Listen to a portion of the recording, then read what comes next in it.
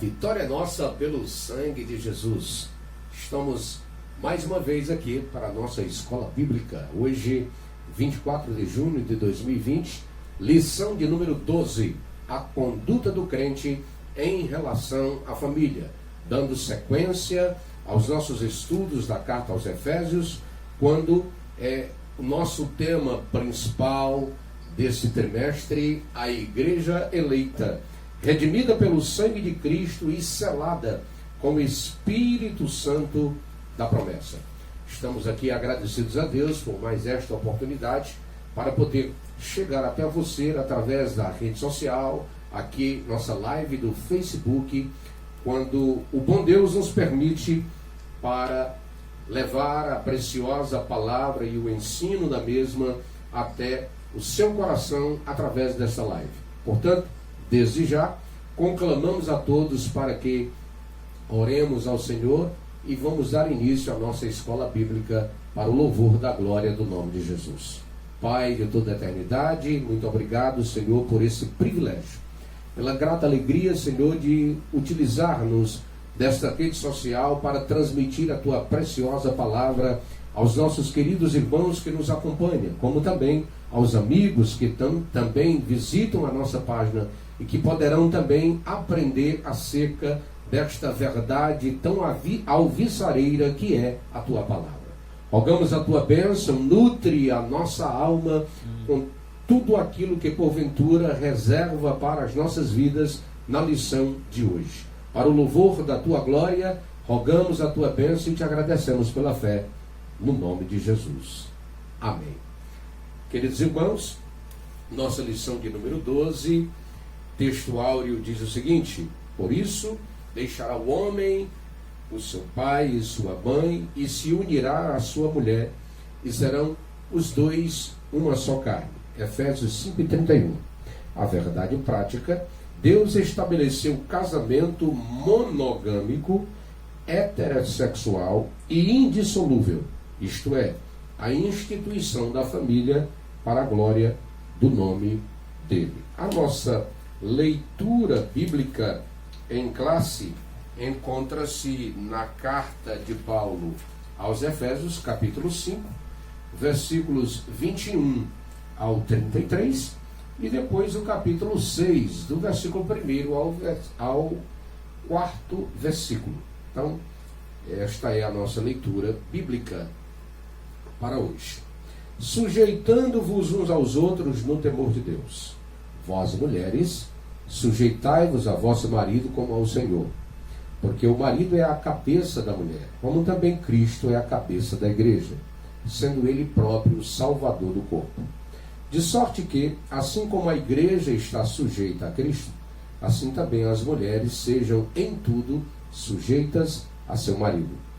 Vós, maridos, amai vossa mulher, como também Cristo amou a igreja e a si mesmo se entregou por ela, para a santificar, purificando-a com a lavagem da água pela palavra, para apresentar a si mesmo igreja gloriosa, sem mácula, nem ruga, nem coisa semelhante, mas santa e irrepreensível. Assim devem os maridos amar a sua própria mulher, como a seu próprio corpo. Quem ama a sua mulher, ama-se a si mesmo. Porque nunca ninguém aborreceu a sua própria carne, antes a alimenta e sustenta, como também o Senhor a igreja. Porque somos membros do seu corpo. Por isso, deixará o homem seu pai e sua mãe, e se unirá à sua mulher, e serão dois numa só carne. Grande é este mistério, digo-o, porém, a respeito de Cristo e da igreja. Assim também vós, cada um em particular, ame a sua própria mulher como a si mesmo, e a mulher reverencie o marido. Efésios 6, versículo 1 a 4. Vós, filhos, sede obedientes a vossos pais no Senhor, porque isto é justo. Honra teu pai e tua mãe, que é o primeiro mandamento com promessa, para que te vá bem e vivas muito tempo sobre a terra. E vós, pais, não provoqueis a ira a vossos filhos, mas criai-os na doutrina e admoestação do Senhor. O nosso objetivo geral, na lição de hoje, mostrar que o relacionamento harmonioso está incluído no projeto divino para a família cristã. Os nossos objetivos específicos, como sempre, são 3. O primeiro, refletir sobre a conduta bíblica prescrita aos maridos. O segundo, demonstrar como a mulher casada é comparada à igreja de Cristo. E o terceiro, objetivo específico, orientar a conduta dos pais e filhos no ambiente familiar. Portanto, está aí o objetivo geral e os objetivos específicos, onde estaremos repassando para os amados e queridos irmãos dentro da lição de hoje, lição de número 12, que tem como tema a conduta do crente em relação à família. A nossa introdução, o nosso comentarista nos escreve assim: na Bíblia, o relacionamento familiar é um projeto divino que pressupõe o matrimônio monogâmico, heterossexual e indissolúvel. Em outras palavras, o homem casa com uma única mulher, por isso monogâmico. Ele não tem mais de uma mulher, apenas uma só mulher. Ele é heterossexual, ou seja, o casamento não é entre homem com homem, nem mulher com mulher, mas é dentro da heterossexualidade, ou seja, onde existem duas pessoas de sexos diferentes, homem com mulher. E indissolúvel, ou seja, o casamento não é para a separação, o casamento é para a vida toda. É um projeto onde você vai ter que aprender a conviver com o seu cônjuge até o final de sua vida. Portanto, ele é um matrimônio monogâmico, heterossexual e indissolúvel, conforme Mateus capítulo 19, no versículos 4 a 6. No modelo divino, os membros da família são iguais, porém cada um desempenha papéis diferentes. E isso é bem claro dentro das Escrituras, onde cada um tem o seu papel, mas nós somos iguais, homem e mulher. Não existe essa questão de que o homem é maior do que a mulher e a mulher é inferior ao homem. Pelo contrário, em Cristo somos todos iguais. Não existe macho, não existe fêmea. Somos todos iguais. No casamento existem papéis diferenciados. Cada um tem o seu papel, cada um tem a sua função. E dentro da função para a qual você absorveu essa questão, ou está inserido dentro da mesma, então você precisa viver dentro daquilo que está reservado para o seu viver.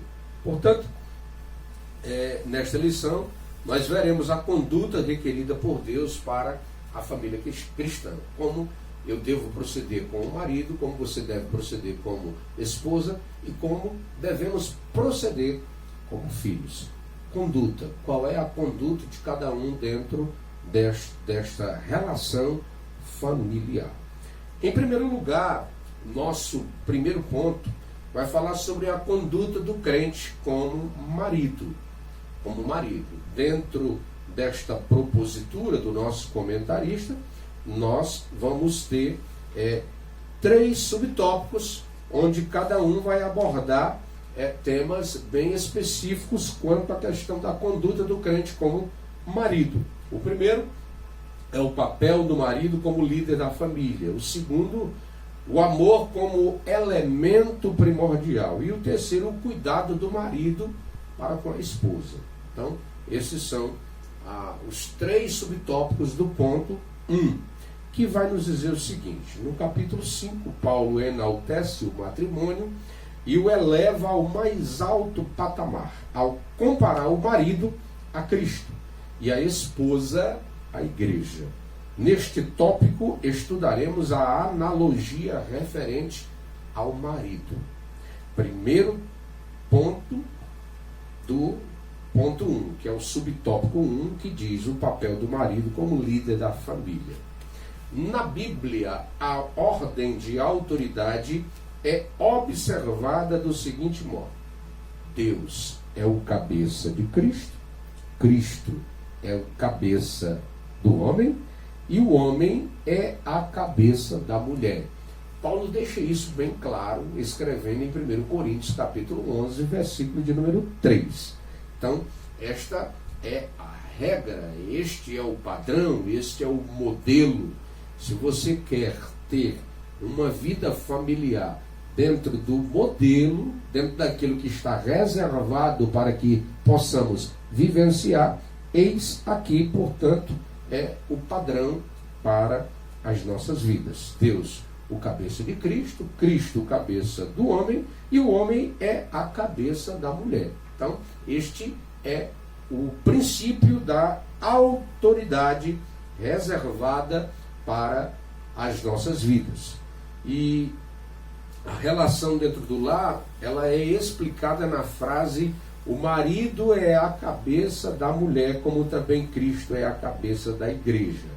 Então ela mostra o modelo de relacionamento do casamento cristão, isto é, o marido deve liderar a sua casa, do mesmo modo como Cristo lidera a igreja, visando o seu absoluto bem-estar.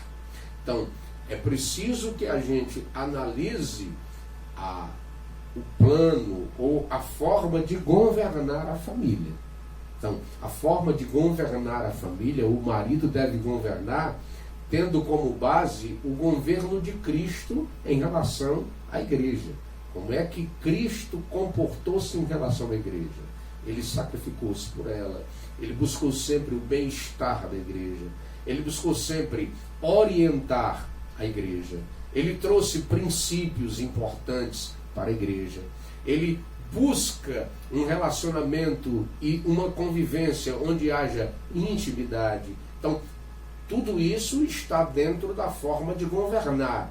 E o marido precisa governar a sua casa dentro deste patamar, dentro desta perspectiva, a fim de que ele possa vivenciar um relacionamento saudável e ele cumpra com aquilo que está determinado nas Escrituras Sagradas. Portanto, aqui é necessário ressaltar uma questão muito importante. Nós estamos hoje vivendo dias dificílimos, muito especialmente porque hoje nós temos aí um projeto denominado de feminismo, onde as mulheres estão, na verdade, querendo viver dentro desta situação que é totalmente contrária aos ensinamentos bíblicos, ao padrão que o bom Deus reserva-nos através das Sagradas Letras, visto que o viés utilizado pelo feminismo é um viés marxista, é um viés ideológico totalmente contraditório e que quebra princípios importantes da palavra de Deus. E eu tenho uma palavra para você nesse sentido. E nunca esqueça isso. Toda vida que eu ou você quebramos um princípio da palavra de Deus, o princípio vem e quebra a nossa vida. Não se deve quebrar princípios da palavra. Os princípios de Deus são irrevogáveis. Não adianta, se você plantar abacaxi, você não colhe manga, você vai colher abacaxi. Foi o que você plantou. No mundo espiritual, você colhe aquilo que você planta. Plantar é opcional. Colheita sempre será obrigatória. Tá bom? Então guarde esta palavra no recôncavo do seu coração. Porque o feminismo, na verdade, dentro da ideologia marxista, ele vem transmitindo uma mensagem de que o homem é opressor, a família é opressora, e ela vem com esse tipo de ideologia e acaba, na verdade, gerando conturbações, problemáticas e, infelizmente, hoje a gente contempla muitas mulheres que adentraram por este caminho e estão pagando um preço altíssimo, por vivenciar essa ideologia que é contrária aos princípios da palavra de Deus.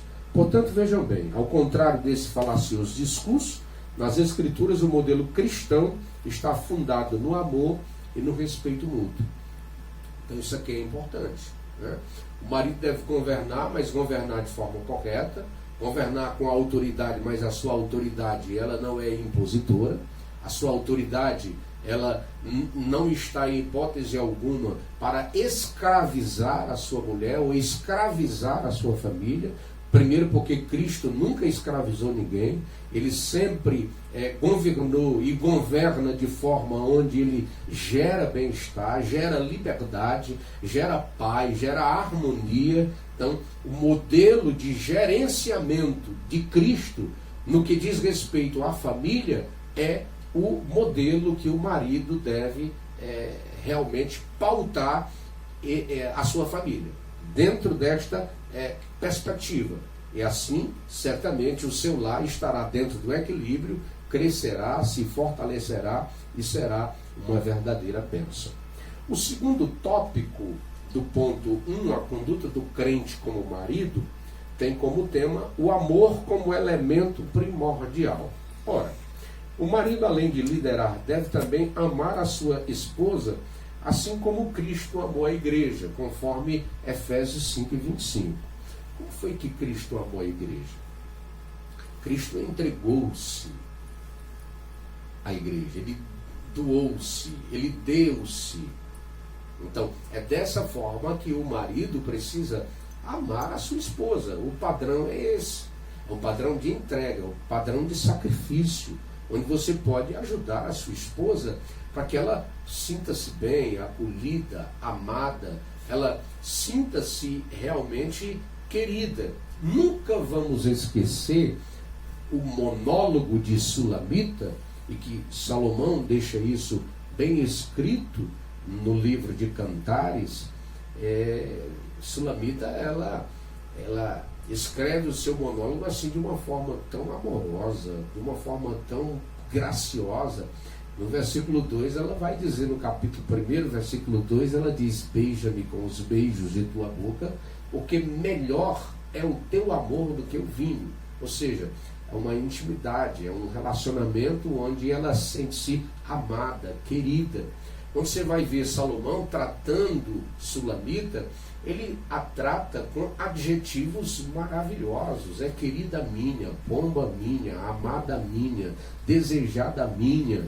Então, ele tem realmente um tratamento especialíssimo em relação à sua amada, à sua desejada. Portanto, é dessa forma que o cristão precisa tratar a sua esposa. Ele precisa tratar para que a sua esposa, a sua companheira, ela sinta-se verdadeiramente amada, querida, implicando às vezes até os sacrifícios, né? Assim como Cristo sacrificou-se. Então, tudo que fazemos por sacrifício. Às vezes existem muitos homens, porque nós estamos, isso eu me refiro à questão de Nordeste, né? Nós temos um problema seríssimo chamado machismo, né? E o machismo acaba prejudicando por demais, às vezes, a relação como marido e esposa. E o machismo atrapalha, o machismo gera muitas dificuldades na relação. Por quê? Porque o marido, em algumas situações, se faz necessário sacrifício para que ele tenha, na verdade, o amor sendo realmente emanado, demonstrado com ações. Porque esse amor da boca para fora, apenas expressado com palavras, sem atitudes, realmente fica, a esposa fica olhando e diz: puxa, eu não acredito nessas palavras, porque as atitudes são realmente diferentes. Então, nós precisamos ter atitudes que realmente demonstrem. Às vezes você não diz nada, mas uma atitude demonstra o quanto você ama. Por exemplo, o que é que custa você trazer uma rosa? O que é que custa você dar um chocolate? O que é que custa você comprar algo, um presente? em um momento inusitado, não precisa aniversariar, mas cuidar, zelar, fazer com que a pessoa sinta-se realmente amada. Portanto, o amor de Cristo para com a igreja foi altruísta e incondicional. Cristo amou a igreja e ele amou de forma incondicional, né? Nós, ainda sendo pecadores, declara o apóstolo Paulo em Romanos 5:8, Cristo nos amou e ele provou esse amor para conosco. Portanto, assim a igreja foi atraída para Cristo por meio do amor e não por ameaças ou imposição autoritária. Desse modo, os maridos devem também manter a união e a harmonia conjugal por meio do exercício do amor. Então, o que é o amor? O amor não tem interesses próprios. O amor, ele oferece ao seu semelhante sem querer nada em troca. Pelo contrário, ele o faz porque ama. Ele o faz porque é inerente daquilo que ele sente, daquilo que ele transmite. Portanto, que assim o façamos, porque o amor, ele é um elemento primordial dentro da conduta do cristão em relação à família e em relação à sua esposa. Portanto, esse é o segundo, o tópico 2 do ponto primeiro, a conduta do crente com o marido. O terceiro subtópico, o cuidado do marido à esposa. A Escritura enfatiza que a esposa é parte do marido ao declarar: quem ama a sua mulher, ama-se a si mesmo. Olha, a matemática de Tales de Mileto, a matemática de Oswald de Souza, grande matemático brasileiro, é uma matemática exata. 1 mais 1 igual a 2. Na relação, no casamento, a matemática divina para o casamento, 1 mais 1 é igual a 1. E vejam o quanto, na verdade, isso é importante a gente compreendermos. Paulo vai tratar desta questão e vai mostrar para os maridos o quanto, na verdade, ele, amando a sua esposa, ele aplicando este amor e ele exercendo esta função de forma amorosa, ele vai estar amando a si mesmo. Por quê? Porque quem ama a sua esposa, ele vai estar cuidando de si mesmo, ele vai estar cuidando da sua própria vida. Porque uma mulher amada, uma mulher querida, uma mulher desejada, uma mulher que recebe tudo quanto ela, isso de forma tão gloriosa e tão amorosa, que esta pessoa que demonstrou o amor, que deu o amor, que ofereceu o amor, que sacrificou através do amor, ele receberá em troca em cuidados, ele receberá em troca de forma muito abençoadora, e esse casal vai vivenciar realmente a perspectiva bíblica cristã reservada para a vida a dois. Portanto, o cuidado do marido para com a esposa deve ser bastante saudável, porque quem assim o faz, declara Paulo no versículo 29, ele vai estar cuidando do seu próprio corpo, né? Como ele diz, porque nunca ninguém aborreceu a sua própria carne, antes a alimenta, a sustenta, como também o Senhor a igreja. Então, se eu cuido da minha esposa, se eu trato da minha esposa corretamente, então vai ser uma bênção. Alguém já chegou para mim em alguns conselhos para casais, e a gente tem feito isso já ao longo de 23 anos do Ministério Integral que vivenciamos, e alguém chegou para mim perguntando como é que a gente deve agradar uma esposa. Eu disse: é uma tarefa difícil, não é uma tarefa fácil, certo? Não é uma tarefa fácil, mas existem algumas minúcias que você precisa aprender, né? Mulher, na verdade, você precisa aprender a tratá-la bem, a cuidar bem, a fazer com que a mesma ela sinta que você tem interesse por ela e cuida dela de forma graciosa. Mas a importância aqui é você saber, na verdade, da estrutura feminina. Você conhecer a estrutura feminina. Uma mulher, ela tem a capacidade de chorar com uma pequena rosa que você encontrou numa esquina, uma pequena flor, e você trazer para ela e ela se emocionar. Você causar um impacto realmente com algo simples, com uma ação muito simples. Então, o importante é esse cuidado. E eu disse para ele, ou seja, você quer realmente cuidar da sua esposa? Ele disse, quero, pastor. Pois leia sempre a parábola do bom samaritano. A parábola do bom samaritano nos ensina como é que a gente deve cuidar da esposa da gente. Eu disse, pastor, mas como assim? Ele estava, o mercador, ele estava semi-morto. Pois é, às vezes a esposa, ela fica assim meio acabadinha, né? Ela precisa de cuidados. A gente precisa pegar ela, precisa levar para cuidar, para dar um tratamento, precisa mandar ajeitá-la, precisa ajeitar cabelo, precisa ajeitar os dentes, precisa ajeitar, deixar ela bonita, cheirosa, precisa de boticário, precisa de muita coisa aí, né? Eu estou falando dessa empresa aí, mas existem tantas outras que você pode, na verdade, dentro da sua condição, dentro daquilo que você pode oferecer, e eu estou falando exatamente isso. Como também você pode fazer um sacrifício, porque quem ama sacrifica, quem ama se utiliza do sacrifício. Portanto, o marido, ele tem que ter cuidado com a esposa, da mesma forma que o bom samaritano teve o cuidado para com aquele mercador que estava semi-morto, que foi espancado pelos salteadores. E o interessante é que o bom samaritano coloca, primeiro ele aplica azeite e vinho. Ou seja, ele pensa as feridas, ele vê que tipo de ferida é aquela. É para a morte, essas feridas vão levar essa pessoa para... Eu cuido dele em casa, eu levo ele para o hospital, eu levo para ele para algum lugar. E ele viu que ele precisava de uma estalagem, ele precisava de cuidados especiais. Então, ele coloca na sua cavalgadura, apresenta ao estalajadeiro e diz, cuida dele.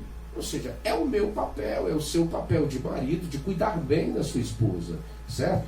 De cuidar bem, para que ela sinta-se bem, para que ela esteja bem, que ela esteja nutrida na alma, ela possa estar bem vestida, bem amada, bem desejada, e de forma que ela esteja sempre olhando para as suas ações, com ações realmente que demonstram o cuidado que você tem para com a mesma. Então, esse é o papel do marido, cuidar da esposa, certo? Dar a atenção necessária. A mulher gosta de ser ouvida, e você não pode esquecer que ela precisa gastar pelo menos 6.000 palavras por dia, né?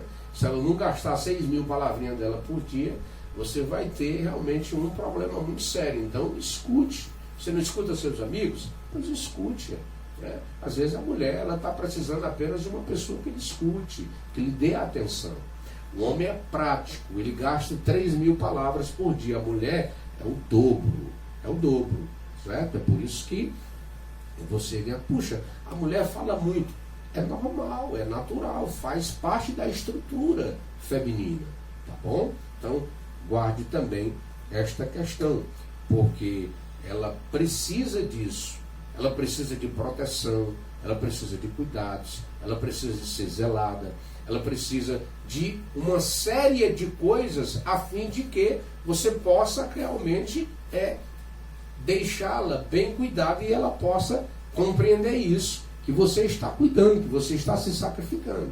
Então é por isso que eu disse no princípio que não é tão fácil, né? Não é tão fácil, não é uma tarefa tão fácil, certo? Cuidar é uma tarefa que é difícil, não é impossível, mas não é uma tarefa fácil.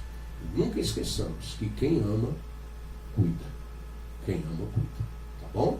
Então, esse é o nosso primeiro ponto, que nós estamos finalizando, que quem faz tal prática de demonstração, automaticamente existe sinceridade, né? E fazer isso em público, fazer em particular, é normal, é tranquilo, né? Por quê? Porque é algo que você faz, vivencia toda hora e todo instante. tanto faz em público ou em particular. Né? Por quê? Porque você cuida de forma permanente, certo? De forma permanente. Então, enquanto ambos estiverem vivos, é preciso cuidar. Segundo ponto da nossa lição, a conduta do crente, né, como esposo. Agora é a conduta do crente como esposa, é a conduta da irmã, da mulher. Né? Vejam bem, de acordo com a analogia paulina, em relação ao matrimônio, a mulher casada é comparada à igreja de Cristo. Nesse ponto, veremos a conduta requerida da esposa cristã. Primeiro conceito, o conceito de submissão cristã. As Escrituras ensinam a sujeição de uns aos outros no temor de Deus. Nessa perspectiva, alguns exemplos de submissão são apresentados: das esposas aos seus maridos, dos filhos aos seus pais, dos servos aos seus senhores, dos servos aos seus senhores, e no caso das esposas, a submissão deve ser assim, como a igreja está sujeita a Cristo. A palavra submissão é assim: sub embaixo, missão, tarefa. A mulher está embaixo da mesma tarefa do marido. Isso é submissão, certo? É você ser uma pessoa que está submetida. Então, a mulher, ela é chamada de auxiliadora, de varoa. Né? O texto é claro lá em Gênesis, que ela vai assistir ao marido de forma idônea. Então, como é que a mulher auxilia o marido? Ela auxilia economicamente, ela auxilia afetivamente, ela auxilia espiritualmente. Então, ela está dentro dessa perspectiva. E quando a mulher entende essa submissão, é uma verdadeira bênção. A submissão não é uma escravidão.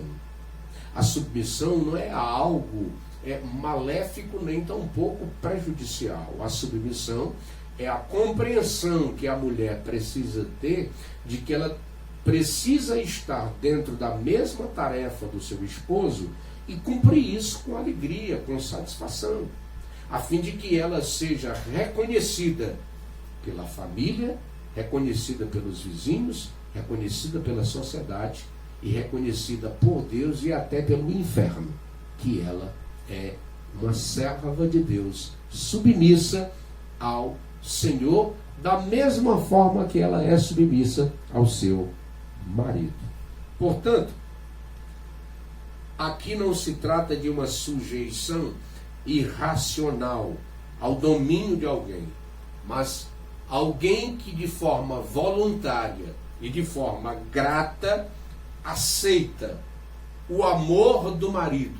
E ela tem uma conduta, e a conduta dela é de submissão. Por isso, não há nada de depreciativo. Não há nada de ser uma mulher escravizada, escrachada. Em hipótese alguma, ela o faz porque ama a Deus, porque ama o seu esposo, e ela submete-se a fim de que o nome de Cristo seja louvado e glorificado, porque ela está sendo bem tratada, ela está sendo bem cuidada, ela está sendo amada, ela está sendo desejada, ela está sendo realmente a coroa do marido. Portanto, isto é submissão cristã. Então, é um alto nível de relacionamento entre Cristo e sua amada igreja. E é assim que deve ser a conduta da esposa, da mulher cristã. O segundo subtópico do ponto 2 é a condição da mulher cristã. Na cultura judaica, a mulher ocupava posição secundária e era parte da propriedade de um homem. Gênesis 31, versículo 14 e 15. Na sociedade grega, as mulheres eram tratadas como inferiores e as esposas eram escravizadas. No Evangelho de Cristo, as mulheres alçaram posição de dignidade igual aos homens. ao conversar com a mulher samaritana, Cristo, ele quebrou paradigmas da época e se opôs ao preconceito e à discriminação. Quando o Senhor Jesus vai até a mulher samaritana, né? E ele diz para ela: por que tu falas comigo se eu sou uma mulher samaritana? Né? E ele disse: mulher, se tu soubesse quem é que está te pedindo água, tu é que me pediria, eu te daria a água que saltaria dentro de ti para a vida eterna.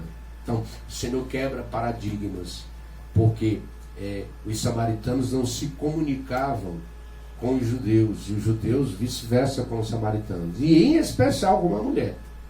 E Cristo vai e quebra esse paradigma.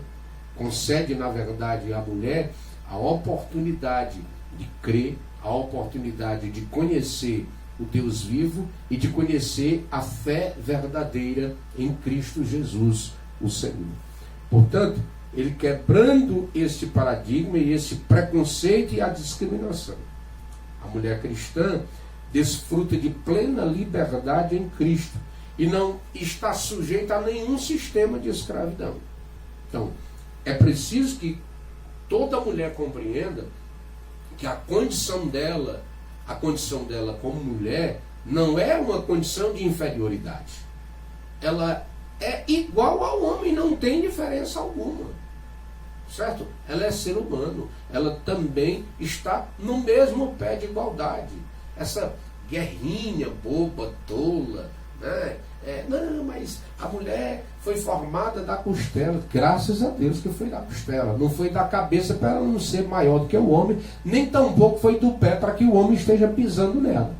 Ela foi criada da costela, ou seja, ela tem que estar ao lado do marido. Esse negócio de atrás de um homem de Deus tem sempre uma grande mulher. Minha irmã, em nome de Jesus, nunca queira ficar atrás do seu marido. O seu lugar não é atrás do seu esposo. O seu lugar é ao lado dele. Ele dá um passo, você dá um passo. Ele dá dois, você dá dois. Ele dá três, você dá três. Você caminha igual a ele. E caminha dentro da submissão, caminha dentro da igualdade. E você o faz por amor, o faz por dedicação, o faz porque decidiu, na verdade, conviver com esta pessoa para estar com a mesma e enfrentar todas as demandas que porventura vierem ao longo dessa jornada, mas com amor, com submissão e entendendo que você não é escrava, não pode ser escravizada, não é uma mulher que precisa ser escrachada, mas respeitada, amada, cuidada, abençoada, porque esse é o papel, a sua condição.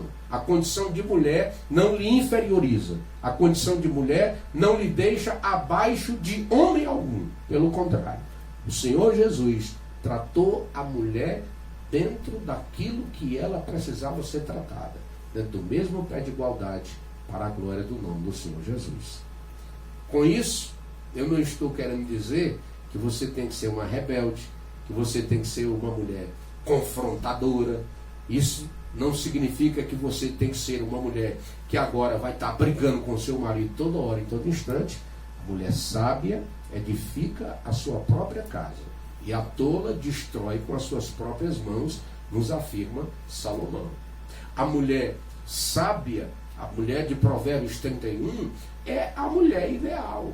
É a mulher que realmente vai gerar tranquilidade e paz no seu lar, porque ela sabe conversar, sabe dialogar, sabe trabalhar, sabe convencer o marido nas horas difíceis. Por quê? Porque ela conversa, porque ela enxerga bem, ela tem uma visibilidade de vida, ela tem uma noção do que está acontecendo, dos problemas, das dificuldades. Ela não é rixosa, ela não é uma mulher que está querendo atrapalhar o seu marido, ela não é uma mulher que fica criando problemas ou gerando dificuldades. Ela sabe viver bem, ela sabe estar bem, ela ajuda e ela é ajudada. Por quê? Porque ela é sábia, ela é uma santa mulher de Deus. Portanto, essa é a condição da mulher cristã. O terceiro subtópico é a reverência devida ao marido. Ou seja, o amor do marido para com a esposa deve ser altruísta. Esse amor serve ao propósito divino de capacitar a esposa a ser recíproca ao marido. Ou seja, o homem que assim se porta coopera para que a esposa o reverencie. A esposa vê naquele homem um homem de bem, um homem importante, um homem honrado, um homem que se porta decentemente, um homem que cuida bem da sua casa, que cuida bem da sua família e que faz com que a esposa passe a reverenciá-lo. Né? A reverenciá-lo. Por quê? Porque ele assim, com as suas ações, com a sua forma de lidar com a mesma, faz com que esse amor seja altruísta. E o altruísmo vai fazer com que a esposa o trate de forma abençoadora. Portanto, essa reverência consiste em estima e respeito para com o seu marido. Denota o sentimento que conduz a esposa a agir de modo a agradar o seu marido. Eu vou fazer um bolinho tão especial que só a mulher sabe fazer. E ela faz com amor, faz com carinho. Quando ele chega, ela já chega já querendo tratar bem, já cuida de uma coisa, cuida de outra. Meu filho, o que é que você está precisando? E tal. E já ajeita, já cuida, deixa ele dentro de um patamar onde ele vai ficar tranquilo, vai ficar sentindo-se bem cuidado. Né? Às vezes acontece de algumas irmãs, sabe? Meu Deus, o marido vai para o culto, a gola da camisa é levantada para cima, o ceroto na camisa é a coisa mais triste do mundo. A camisa é toda amassada, sabe? O cabra vai... Às vezes é desleixo do homem, porque tem homem desleixado, tem homem que na verdade não sabe andar direito. Mas uma boa esposa, ela ajeita, ela cuida, ela vai ajeitando o camarada ao ponto de deixar ele, como diz o bom nordestino, um brinco. Né? Deixa ele aprumado, deixa ele ajeitado, deixa ele dentro de uma percepção, onde as pessoas olham e dizem, rapaz, mas o fulano está tão diferente. O que é isso? A mulher. O cuidado da mulher, o cuidado dessa esposa, o cuidado dessa esposa, a diligência dela para que as coisas, sabe, sejam colocadas dentro no seu devido lugar. Eu, particularmente, eu não sou muito ligado nesse negócio de roupa, o que é que combina. Eu não tenho muito essas questões, né? Mas quando eu visto assim uma roupa que não está legal, a esposa diz, meu filho, você vai desse jeito. Eu disse, mulher, o que é que tem? Não está bem, não representa bem. Deixa eu arrumar aqui, aí já pega ali uma roupa. Vista isso aqui. Disse, mulher, tu quer que eu tire isso aqui? Me faça isso aqui em nome de Jesus.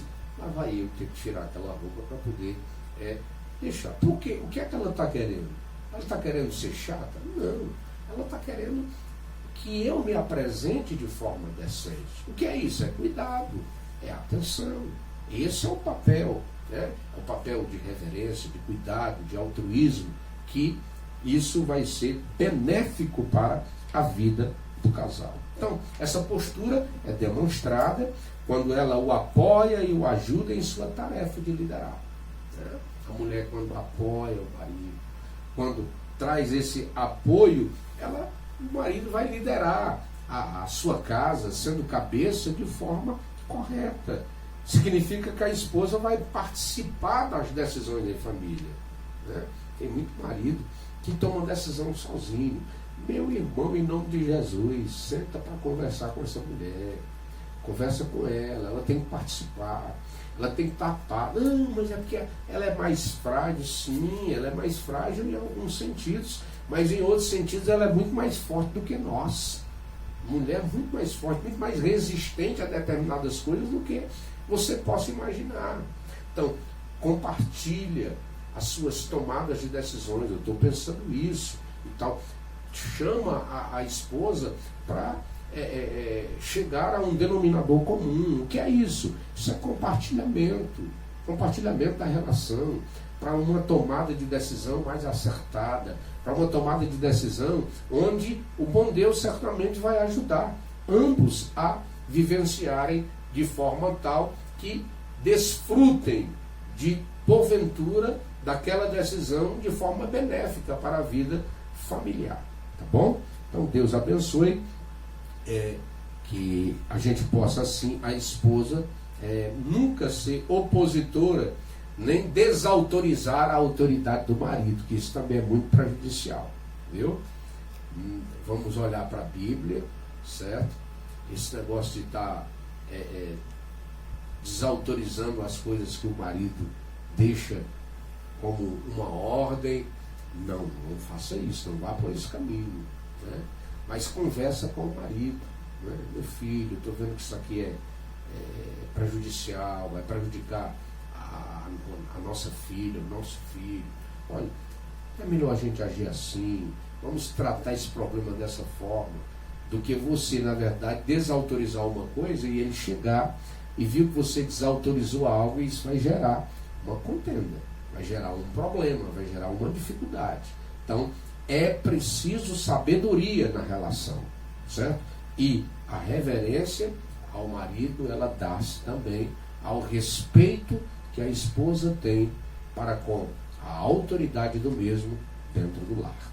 Deus abençoe, fortaleça e nos ajude a vivermos dentro desta perspectiva cada vez melhor, crescente, fortalecedora, edificadora para a glória.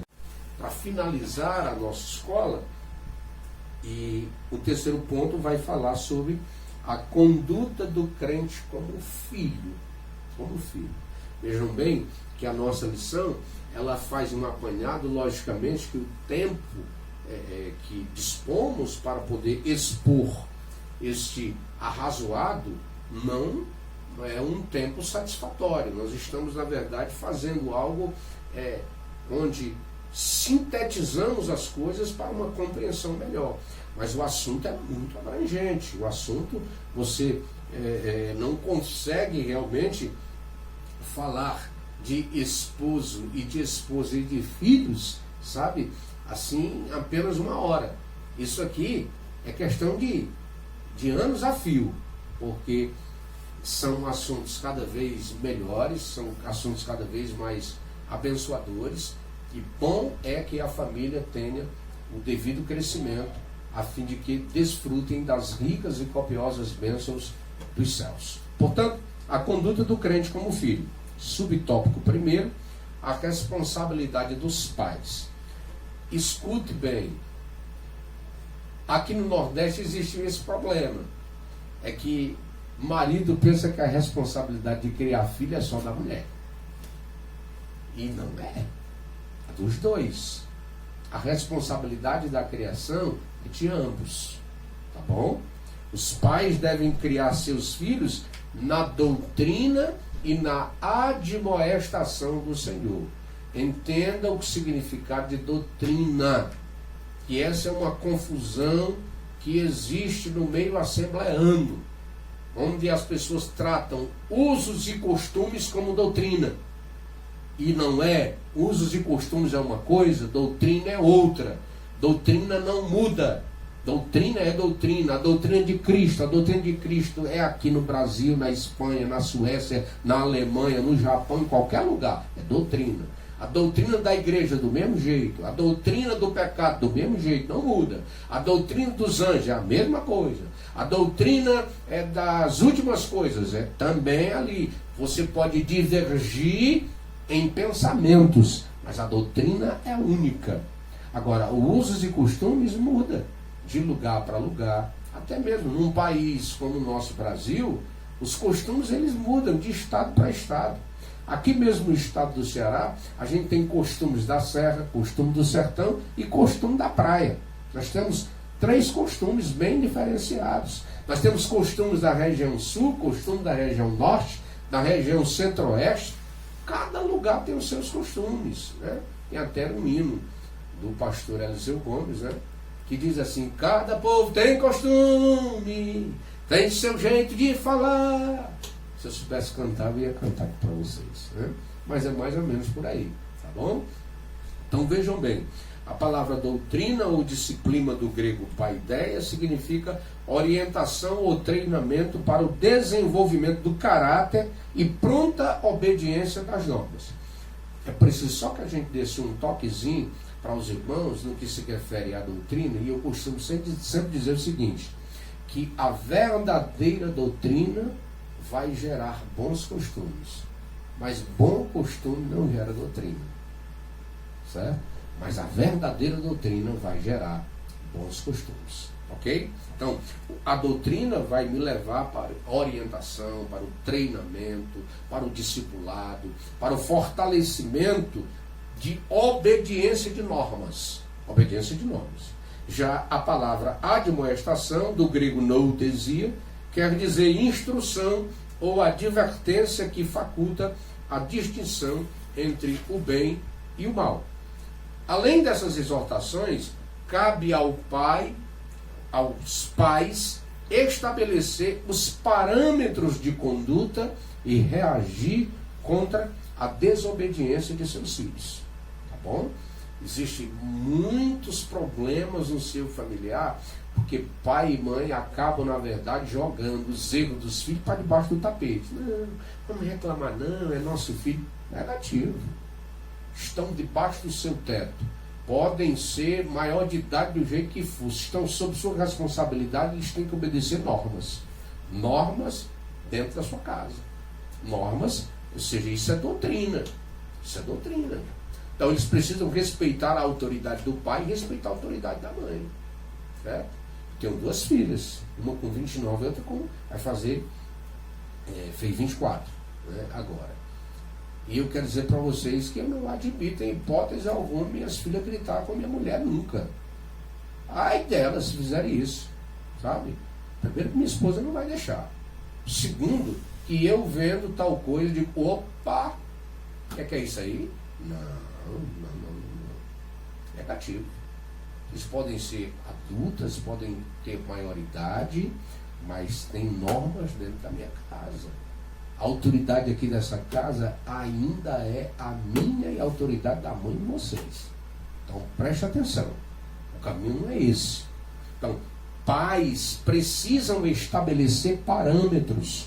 O grande problema hoje em famílias é porque os filhos crescem com a rédea frouxa. Filho pinta e borda. Filho faz todo tipo de coisa e está lá, às vezes, me desculpe, irmãos. Me desculpe, irmãs. Mas, às vezes, é uma verdade que precisa ser dita. Às vezes é o pai naca que está lá. Sabe? Não é o pai. Pai instrui. O que é o amor? O que é o amor de Deus? O amor de Deus, ele é instrutivo. O amor de Deus, ele é corretivo. E o amor de Deus, ele é punitivo. A Bíblia vai nos dizer, carta aos Hebreus, vai deixar bem claro que Deus corrige a todo aquele que tem por filho.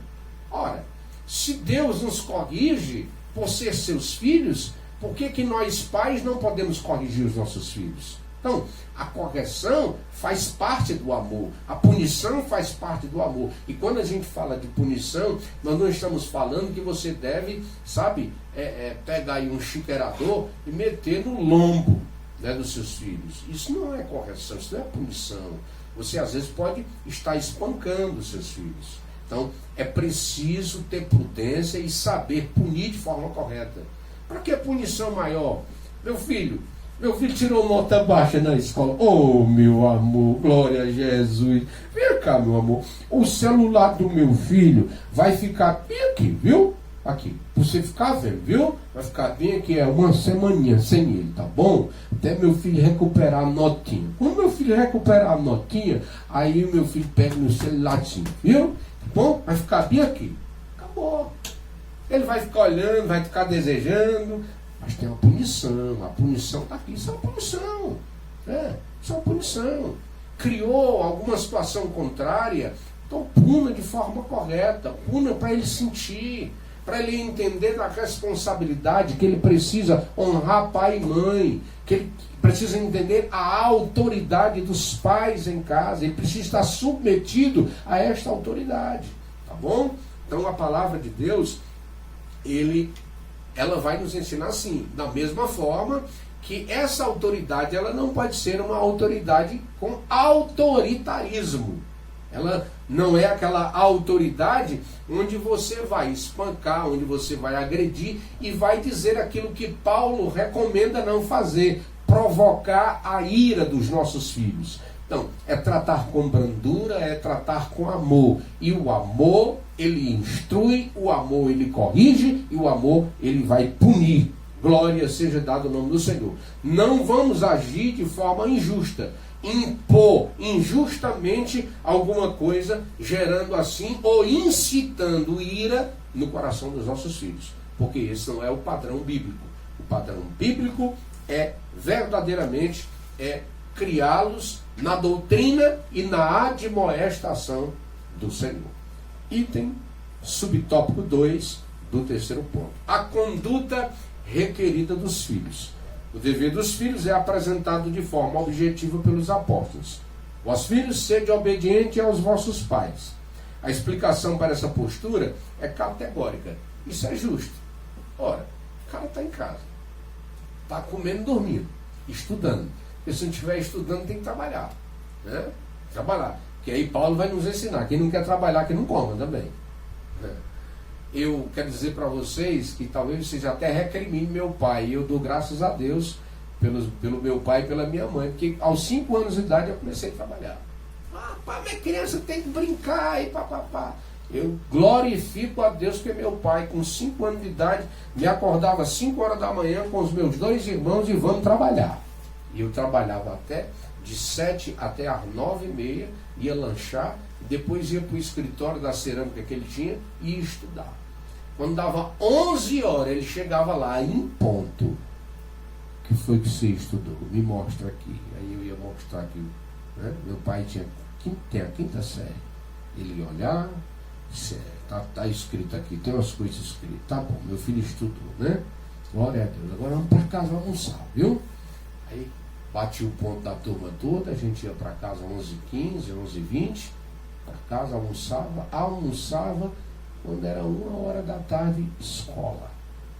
Então, eu fui criado dessa forma, fui criado dessa maneira, e agradeço ao meu pai. Hoje ele tem 80, vai fazer 81 anos de idade agora, em julho, dia 17 de julho, ele completa 81 anos, e uma vivacidade tremenda, e me instruiu, me ensinou, juntamente com minha mãe, assim como os demais outros filhos, né? Meus irmãos e irmãs. Portanto, essa conduta é requerida dos filhos. Ou seja, qual é a conduta? Ser obediente aos pais, isso é justo.